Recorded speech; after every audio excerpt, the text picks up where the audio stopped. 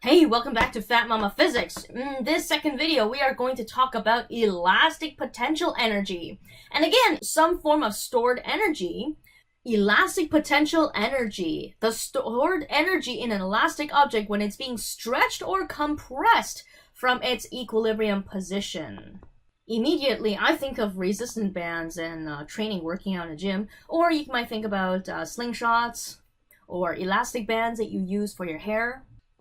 And we've actually seen this before from a previous unit when we talked about Hooke's law. We talked about springs, in which the force, the restorative force, meaning that when you pull on the elastic band, it's going to pull back in the opposite direction, and henceforth the minus sign, the K being the spring constant, basically how stiff a spring is. The X is the displacement from the equilibrium position, how much it's being stretched or compressed. Okay, so why do we want to remember the Hooke's law? It has something to do with this graph that we have over here, because if you take a look at this graph, this is the force that the restorative force in the spring plotted against the how much the spring is being stretched in the X direction. The slope here is your spring constant K, because that's force over disk X, which then gives you K. But then the other thing that you might notice is here we have a shaded area. The shaded area underneath the graph usually is the x-axis multiplied by the dimensions of the x-axis. So any force times the displacement, ooh, yes, you are right, has something to do with work or energy. And that, folks, is the energy stored in your elastic object. So let's say I stretch my elastic band up to here, then all of this shaded area here is the amount of work that I need to do to stretch my spring to that far. So now we have the graph of the work done, or in other words, because it's the work done on the spring, that is how much elastic energy will be stored in my spring. And because it's the area underneath this triangular graph, we can write an equation for that. For a triangle, it is 1/2 base times height. So we write the 1/2 here. The base is the x, and the height is the force, the restorative force. And we know that the restorative force is equal to kx from Hooke's law. We can substitute that to give us, I didn't put the minus sign in here because energy is a scalar, and doesn't matter if I'm compressing or stretching the spring, I'm still going to store that same amount of energy. And if I just simplify this out, I get 1/2 K, x times x gives me x squared. Okay, so that's the actual equation for elastic potential energy. Notice there's a 1/2 in front, and it's very important because the 1/2 comes from the triangular graph that I have here, the 1/2, meaning that the force increases, the restorative force increases as I stretch my spring. It doesn't just whopping start off at the very top. So it's a gradual transition where this 1/2 comes from. Notice that's different from work, which is just force times displacement. There is no 1/2 in front. So be very careful of that, and don't mix that up in your questions, which we will do one right now. Number 2, how much elastic potential energy is stored in a spring when it is stretched 30 meters, with an average force of 15 newtons. So we are being asked for the elastic potential energy, so EP over here, and you might be just looking at this equation, oh hey, isn't it just this guy over here? I just used this equation because it has my force and it has how much is being stretched for. You are correct. Yes, you can do that. On an exam, however, you do not have that on your data booklet. So let's say you forgot about it. Let's say you didn't know this equation existed, okay? What can you do? We know that elastic potential energy is 1/2 kx squared. You have the x, but you don't have the spring constant. To get the spring constant, you can use the force and the x here to find your spring constant from Hooke's law, in which I'm just going to ignore the minus sign because doesn't really matter the direction, I just need a spring constant.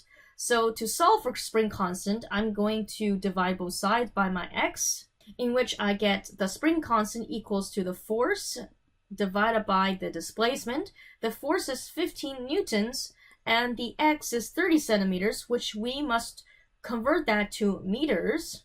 And that's two decimal places, 1, 2, that's 0.3 meters. So if we do that division, that's going to give us 50 Newton over meters. So now we have the spring constant. We can now use it over here in our elastic potential energy. That's just 1/2. Spring constant is 50.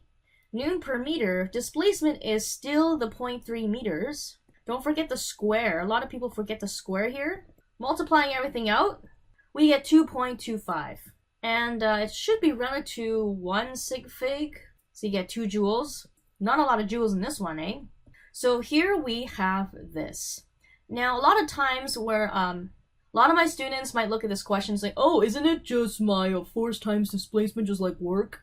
Okay, so please don't forget we're talking about elastic potential energy. We talked about the shape of this graph being a triangle. Don't forget the 1/2 in front. So please don't just do this times that. You're not going to get the right answer because an elastic band works differently. So let's see if you can apply that to this next problem here. Example 3, how much work is done to stretch the same spring in example 2 by 24 centimeters instead? So let me just put it up here so you can see everything.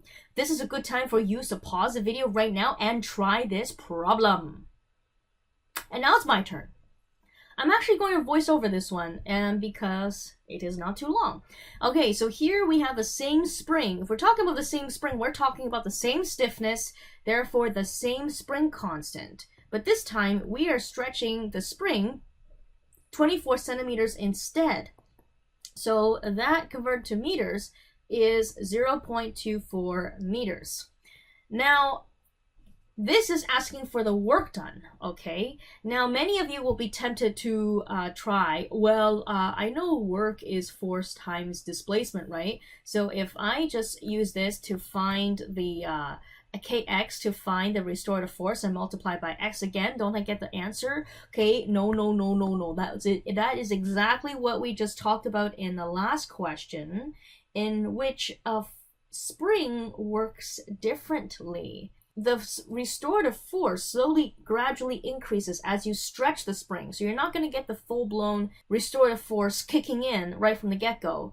And the work done on the spring is exactly how much the spring's elastic potential energy will change. It goes from 0 all the way to whatever it is at 0.24 meters. And we know that at that time, the elastic potential energy based on the equation is 1/2 kx squared.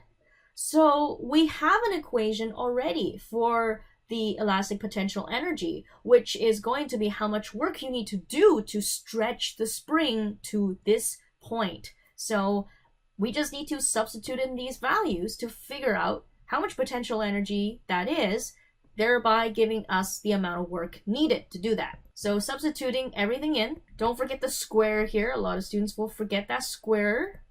And we get 1.44, which is going to unfortunately round to 1 joule, based on the sig figs that we had before. Okay, so that is elastic potential energy. Don't forget about the misconceptions and the crutches that will get students we talked about in this video, which is the 1/2 and the EP equation.